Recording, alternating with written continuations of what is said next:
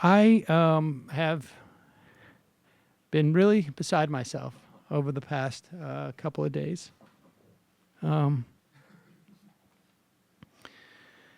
I was lied to by someone who I trusted. I trusted very much. And he lied to me during that time between Thanksgiving and Christmas, which makes it that much worse.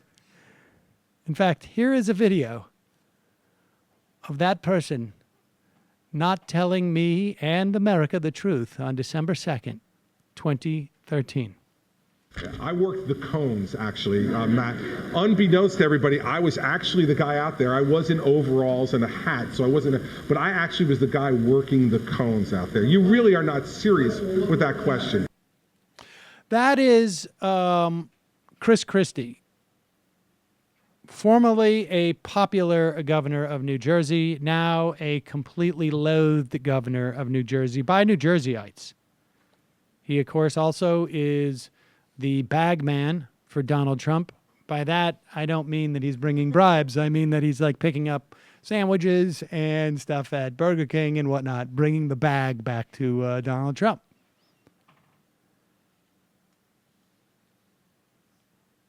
This, on Friday, I believe it was, right? Or was it a Monday?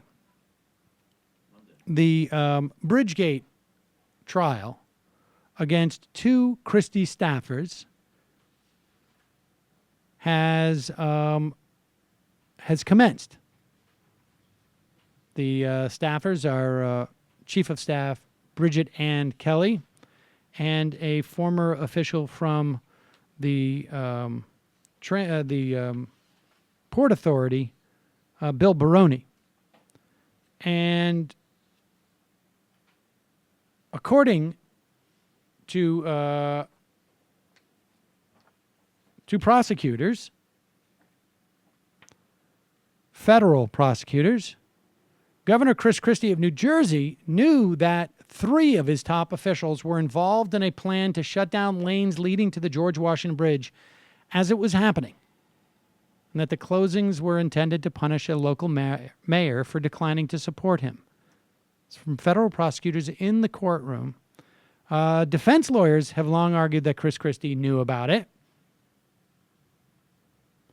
and that their clients were thrown under the bus. Anybody associated with the Republican Party seems to only be able to say thrown under the bus. And now prosecutors are saying the same thing, at the very least, that Christie knew.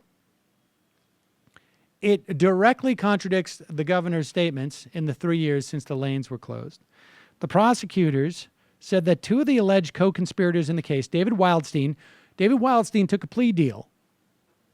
And I believe he's going to be the witness who is going to testify to this effect. And Bill Baroni had bragged to the governor about the lane closings at a memorial service for the September 11th terrorist attack. We shut it down. Let's hope there's no emergency services needed in that town. I don't know if they said that part. I don't know if they drew that line. I don't know if they said, hey, this is ironic, isn't it?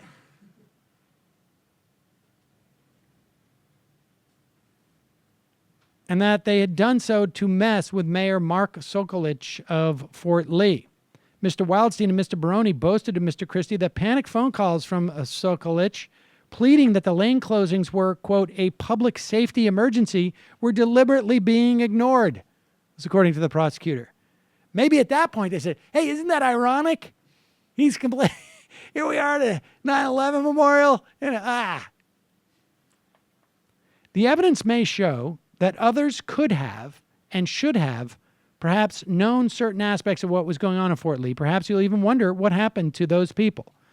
But at the end of this case, the only issue for you to decide is whether Bridget Kelly and Bill Baroni are guilty of the crimes for which they are charged beyond a reasonable doubt. That's it. In other words, the prosecutor, in this case it was Vikas Khanna, was basically saying, like, you may be wondering, why isn't these other officials, including Governor Christie, being prosecuted? That's not relevant in your determination of these people's guilt. Now, there's a couple of ways to interpret this. One way is to say Chris Christie never lied to investigators about this.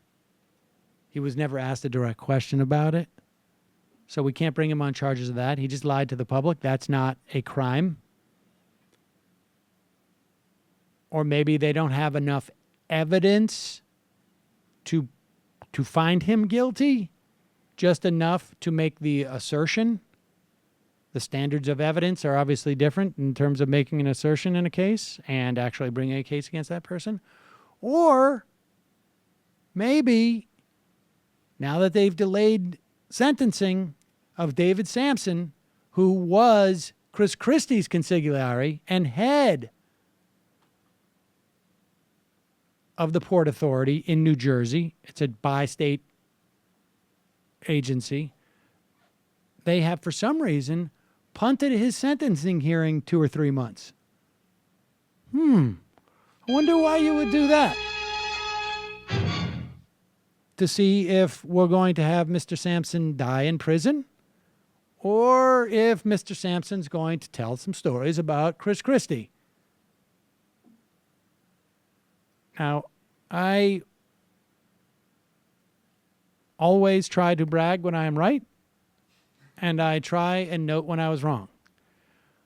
I did say in 2014, probably in January of 2014, maybe it was December of 2013, that the question for Chris Christie is not whether or not he will be, because at that time he was considered by some to be the front runner in the presidential primaries, which of course nobody declared. I said, the issue is not whether or not he's going to be the front runner in 2016. The issue is whether he's still going to be governor in 2015 and whether he's going to be in prison or not.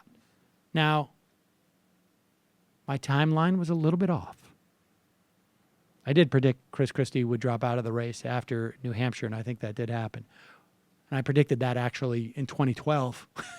But I still think Chris Christie is either going to jail or he's going to resign in disgrace as a trade-off. Unless he's chief of staff or attorney general of the Trump administration, in which case, What do I know about bridges? yeah. It's been very nice to me. I hope they have high-speed internet in Vancouver.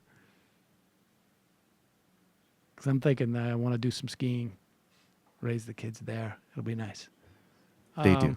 And here, of course, is Donald Trump reiterating what many of us have been saying all along and what federal prosecutors have now also validated. So Chris, who's a friend of mine, he hit me hard.